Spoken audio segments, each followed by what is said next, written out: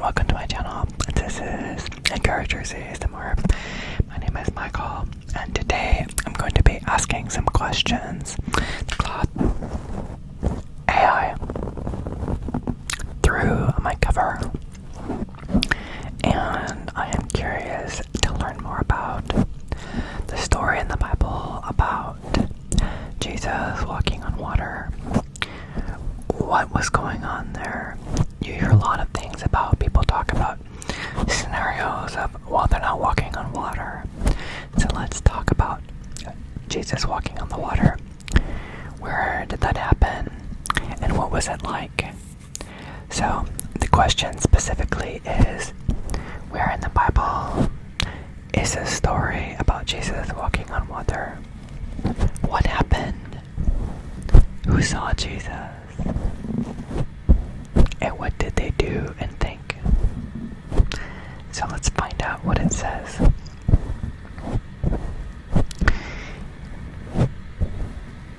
It says, the story of Jesus walking on water is found in 3 of the 4 Gospels. Matthew 14:22-33, Mark 6:45-52, and John 6:16-21. Here's a summary of what happened according to the Gospel accounts. After miraculously feeding over 5,000 people,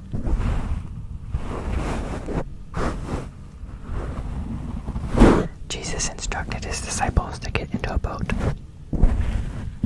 Jesus instructed his disciples to get into a boat and go ahead of him to the other side of the Sea of Galilee while he dismissed the crowds. This is after a miracle took place. So the miracle was, there wasn't really any food for people. There was a lot of people. There was a crowd. Over 5,000 people. Over 5,000 people were fed. It was a miracle. Multiplication of food that Jesus did as a miracle. So Jesus instructed his disciples to get into a boat and go ahead of him to the other side of the Sea of Galilee while he dismissed the crowds. During the night, the disciples encountered a fierce storm. So they're on a boat. The disciples are in a boat. The disciples are on a boat. The disciples are in a boat, and there's a fierce storm. Strong winds. Fierce storm and strong winds while going across the lake. Sometime between 3 and 6 a.m. So it's very late. They're probably very tired. The disciples saw Jesus walking on the water, approaching their boat. What do you think they did? Do you think that was normal? Do you think that they were excited?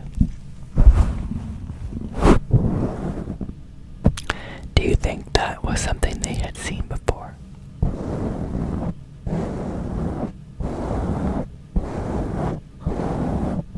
They were terrified, thinking he was a ghost. They were terrified. They thought he was a ghost. But Jesus called out, "Take courage. It is I. Don't be afraid." Peter asked Jesus to call to him to walk on the water too. Jesus did. And Peter began walking on the water toward Jesus, but became frightened by the wind and began to sink. He cried out, "Lord, save me. Lord, save me." Have you ever done that? Been hopeless in a situation and said, "Lord, save me." A desperate cry of the heart, a prayer. Jesus caught him and asked why he had doubted.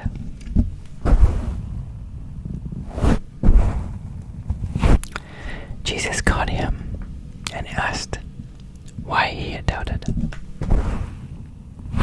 When they got into the boat, the winds stopped. disciples worshipped Jesus, saying, "Truly, you are the Son of God." They were utterly amazed that Jesus could defy the laws of nature and walk on water during a raging storm.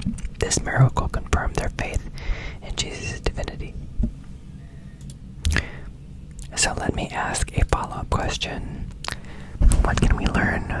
What can we learn from this example from the Bible? And how can we practically apply these learnings in everyday life? The story of Jesus walking on water presents several powerful lessons that we can apply to our everyday lives. Number one says, have faith in the face of difficult circumstances. The disciples found themselves in a frightening storm on the sea. Despite their experience as fishermen, the winds and the waves overwhelmed them. You ever feel overwhelmed? Do you ever feel like the waves are coming? Do you ever feel like you could feel the wind? It's overwhelming. Jesus walking on the water showed his power over nature and circumstances. We can learn to have faith that God is in control, even when our situations seem tumultuous or impossible. Are you facing anything today that feels tumultuous or impossible? We can learn to have faith that God is in control, even when our situations seem tumultuous or impossible. Don't let fear and doubt overpower you. Number two, don't let fear and doubt overpower you. When Peter took his eyes off Jesus and looked at the winds, he became gripped by fear and doubt and began to sink. This illustrates how fear can immobilize us, but faith in Christ can overcome it. We need to fix our eyes on Jesus during the storms of life instead of yielding to doubt. Number three. Call out to Jesus for help. Peter cried, "Lord, save me." When he began sinking, he said, "Lord, save me." When he began sinking, we are reminded that we can and should call upon Jesus when we need his help in difficult circumstances. He is always ready to lift us up when we flounder.